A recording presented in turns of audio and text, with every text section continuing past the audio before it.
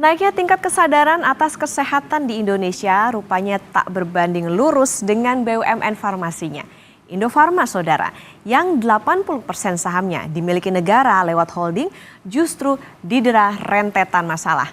Mulai merugi ratusan miliar, penjualan anjlok, belum bayar gaji karyawan, transaksi fiktif, kesulitan bayar utang, sampai terjerat pinjaman online alias pinjol mencatut nama karyawan. Kita lihat data selanjutnya. Nah ini saudara, temuan pinjol di dalam Indofarma pertama diungkap oleh hasil pemeriksaan Badan Pemeriksa Keuangan. Direktur Utama Indofarma, Yeliandriani, membenarkan bahwa terjadi pinjaman online. Kerugian yang ditimbulkan mencapai 1,26 miliar rupiah. Pinjol dilakukan lewat anak usaha bernama Indofarma Global Medica alias IGM. Katanya oleh oknum yang mencatut nama karyawan. Tetapi pinjaman ini sudah selesai. Seberat apa masalah yang terjadi di Indofarma? Kita lihat ke data selanjutnya. Nah, ada deretan masalah yang menjerat Indofarma, saudara. Badan Pemeriksa Keuangan pada 29 Februari 2024 lewat investigasi yang dilakukan menemukan ada 18 kasus. 10 diantaranya ini terindikasi fraud atau kecurangan. Semua itu terangkum pada kinerja keuangan Indofarma. Dari tahun 2021, Indofarma sudah merugi dan di akhir 2023 kerugiannya tembus 600 miliar. Rugi melonjak 41%, sedangkan pendapatannya anjlok sampai 54% ke 524 miliar rupiah. Kinerja yang ambruk bertubi-tubi tadi juga mengikis aset Indofarma. Apa yang terjadi dengan BUMN Farmasi Indonesia?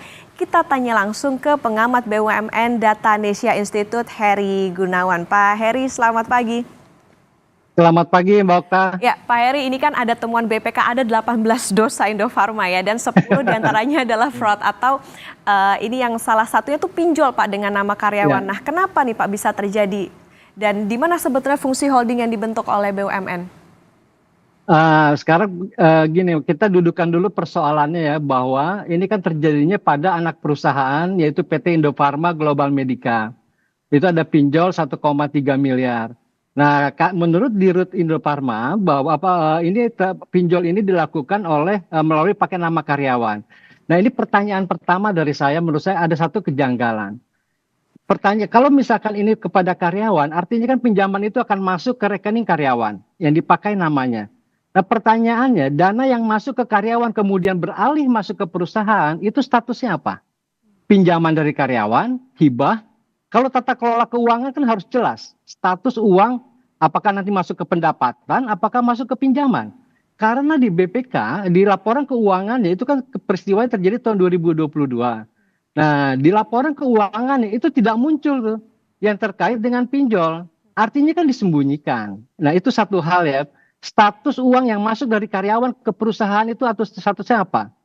Yang kedua, pertanyaannya kenapa Indofarma Global Medica itu tidak meminjam atas nama perusahaan? Karena menurut peraturan OJK sejak tahun 2016 maupun 2022 itu batas maksimum penyaluran kredit atau pinjaman yang diterima oleh debitur itu maksimum 2 miliar.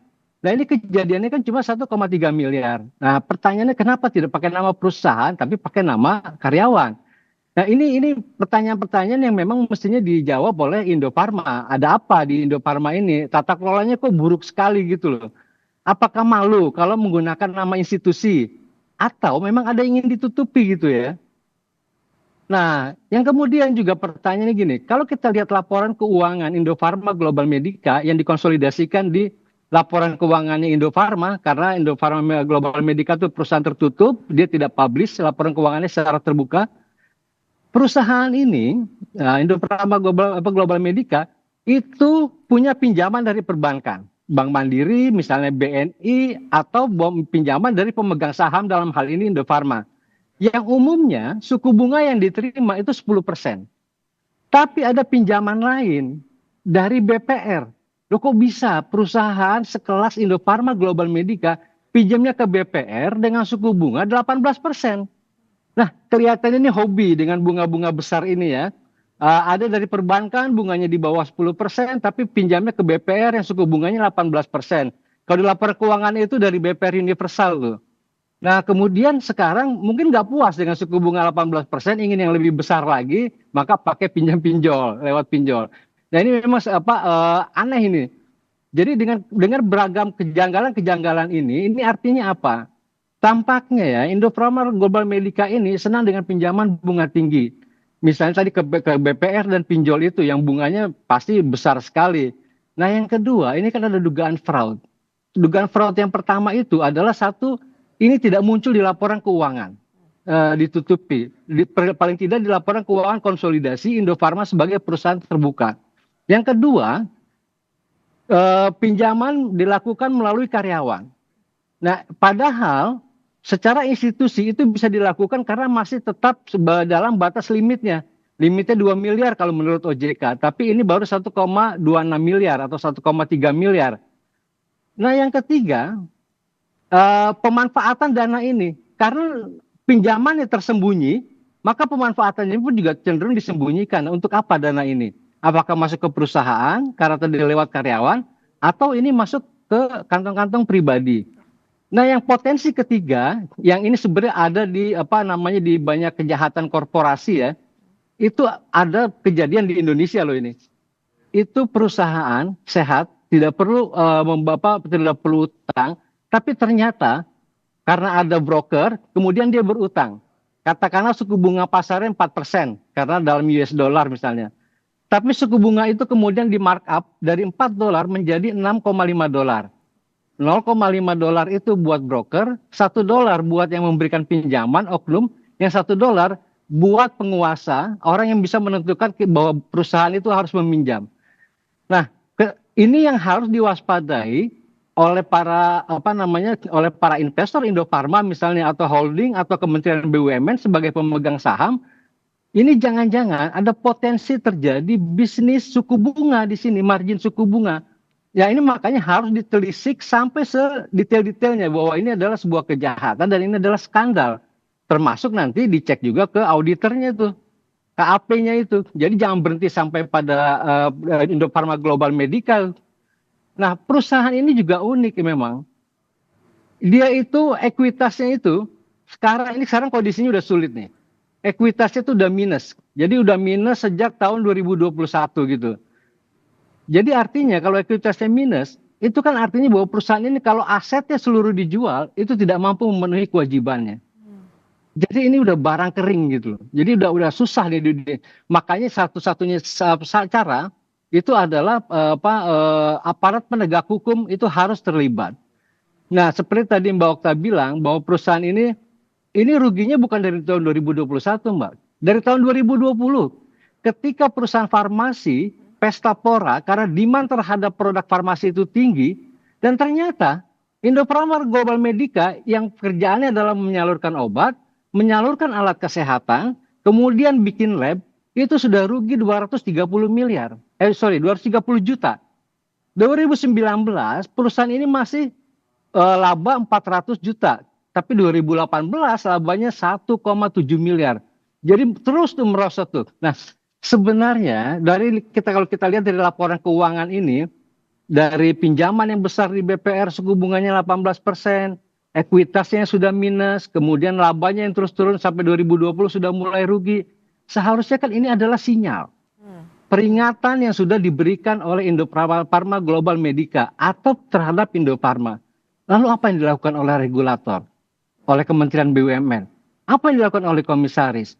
Ini juga persoalan karena sampai tahun 2022, komisarisnya adalah direksi Indofarma. Salah satu direktur Indofarma. Jadi bayangin kalau dia yang mengungkap, dia kan mengungkap keborokan dirinya sebagai pengawas. Gitu. Nah itu Mbak, jadi persoalannya di sini, persoalannya itu udah parah sekali yang terjadi di Indofarma Global Medica.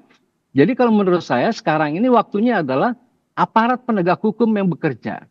Jadi BPK sudah mengaudit, kondisi keuangan kelihatan sudah lihat kayak begitu, jadi banyak hal yang bisa ditelisik di situ. Pak Heri, gitu-gitu Artinya Ya, tadi kalau misalnya Pak Heri juga menemukan atau melihat adanya sejumlah kejanggalan, termasuk juga tadi ada transaksi-transaksi bisa dikatakan goib gitu ya Pak ya. Nah, Pak Heri melihatnya ini artinya penegasan Pak, ya. ini soal kejahatan keuangan atau masalah produksi yang atau usaha yang dilakukan oleh Indofarma Pak? Ini kan Indofarma Global Medica. Indofarma Global Medica itu kan sebenarnya bukannya produksi, Mbak. Yang dijual itu kan jasa. Karena dia menjual obat, perdagangan ya. Dia menjual obat, kemudian dia juga menjual alat kesehatan, dan kemudian dia memberikan jasa itu membuat lab kesehatan. Nah, sebenarnya ini kan produk-produk atau segmen usaha yang dijalankan oleh Indofarma Global itu, ini sebenarnya yang tidak punya risiko tinggi dari sisi kalau memang dia bukan manufaktur seperti misalnya saudaranya Kimia Farma misalnya gitu. Kalau Kimia Farma itu kan memang manufaktur, makanya dia dari 10 pabrik dia efisiensi sekarang tinggal 5 pabrik. Ini bukan manufaktur. Itu apa? Jadi ini persoalannya di sini gitu. Jadi seharusnya perusahaan ini pasti ada yang bukan masalahnya pada kinerja operasional dan produksi. Menurut saya masalahnya bukan di situ. Masalah utamanya yang terjadi adalah pengelolaan. Itu pada fraud pengelola perusahaan. Makanya itu penting ditelisik sejauh mana para pengelola perusahaan itu kemungkinan besar berpotensi mendapatkan manfaat dari peristiwa buruk atau yang dialami oleh perusahaan Indofarma Global Medica. Karena tadi bisa dapat dari Bank Mandiri 8% bunganya, dari BNI juga kecil, tapi kenapa pinjam ke BPR yang 18%? Dan kemudian sekarang kenapa pinjam ke pinjol? Sudah pinjol, kenapa bukan perusahaan? Tapi kenapa harus pakai nama karyawan? Padahal perusahaan pun bisa. Karena maksimum 2%. Itu masih dibolehkan oleh OJK. Gitu. Oke, ya Pak Heri artinya ini tadi kalau Pak Heri bilang sempat ada soal bisnis suku bunga. Nah ini aparat penegak hukum harus bertindaknya sejauh apa nih Pak terkait dengan hal ini? Nah, ini harus ditelisik. Jadi gini, apakah misalnya gini, dia pinjam misalnya 1 miliar. Kalau bunganya misalnya 20%, katakanlah bunga pasar itu 10% misalnya. Kalau 10% kan secara kumulatif itu bunga pasar itu yang dia harus bayar itu kan adalah 100 juta. Tapi kan bisa ditambahin bunga pasar itu dari 10% menjadi 14 misalnya. Nah, saya sebagai pengelola perusahaan misalnya gitu ya, itu bisa aja oke, saya dapat 1%. Jadi dari bunga yang dibayarkan perusahaan yang 14% itu yang diterima oleh kreditur asli itu hanya 10%, yang 4% kita bagi-bagi Mbak. Saya 1%, Mbak Okta 1%, kemudian brokernya 1% gitu, atau saya 2% lah, karena kan saya tanda tangan ya Mbak. Nah, itu loh. Ya, jadi ini pernah terjadi di perusahaan di Indonesia. Pinjamannya waktu itu terhadap institusi keuangan di Singapura, dan itu sudah pernah terungkap. Saya nggak mau sebut nama perusahaannya, nggak enak gitu. Oke, Nah artinya itu memang bisnis suku bunganya itu kayak gitu Mbak. Jadi suku bunganya dilebihkan gitu. artinya cukup berani juga ya Pak ya untuk sebuah holding BUMN. Nah ini Pak, artinya dengan rentetan masalah tersebut, Indofarma ini sebetulnya masih bisa diselamatkan nggak Pak? Atau justru harus disuntik mati aja nih dengan deretan masalah itu? Tergantung Bio Farma. Yang jadi masalah itu kan di holdingnya itu, di holdingnya Bio Farma. Yang sampai hari ini saya tidak melihat di Bio Farma itu, atau rata-rata di dalam konsolidasi BUMN yang dibuat oleh Kementerian BUMN, pertanyaannya kalau mereka restrukturisasi, kemudian mereka membuat holdingisasi, pertanyaan itu apakah holding itu membuat skenario? Misalnya gini, Bio Farma, apakah Bio Farma itu punya skenario? Misalnya ada anak subholdingnya dia, misalnya gitu, atau anak usahanya dia yang khusus fokus di manufaktur. Yang kemudian ada juga yang fokus di perdagangan, ada juga yang fokus di jasa. Jadi semacam membuat BUMN incorporated yang kecil-kecil. Di sektor farmasi ada BUMN incorporated. Nah, persoalannya yang terjadi sekarang, restrukturisasi termasuk di BUMN Farma ini itu hanya sebatas menyelamatkan, Mbak, menyelamatkan jangka pendek seperti di BUMN Karya. Ini kalau ada perusahaan yang bermasalah udah ditempelin dengan yang sehat. Nanti lama-lama yang sehat itu ketularan virus. Jadi dia bisa keseret menjadi sakit, bukannya malah sehat. Seharusnya kan skenario-nya itu berdasarkan lini bisnis atau segmen usaha. Oh ini kita mau main di segmen apa nih? Kalau sektor farmasi kan udah mau di segmen bahan baku, segmen pengolahan, segmen perdagangannya, atau segmen jasa yang lain. Nah kan harus jelas gitu. Nah ini oleh Bio Farma juga sampai hari ini nggak jelas. yang dilakukan apa namanya dia mau apa gitu, menciptakan holding di industri apa di sektor farma itu, di BUMN farma. Nah itu sampai hari ini belum kelihatan gitu. Oke, artinya Jadi memang tadi betul tergantung dari Bio Farma, Mbak. Bio Farma dan pemegang saham dalam hal ini Kementerian BUMN gitu.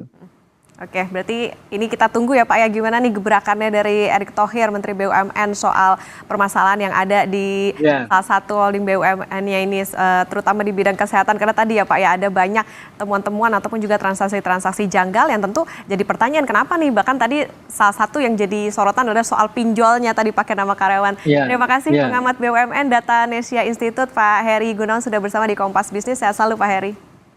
Terima kasih, sehat selalu Mbak Okta. Selamat siang pagi. Selamat pagi.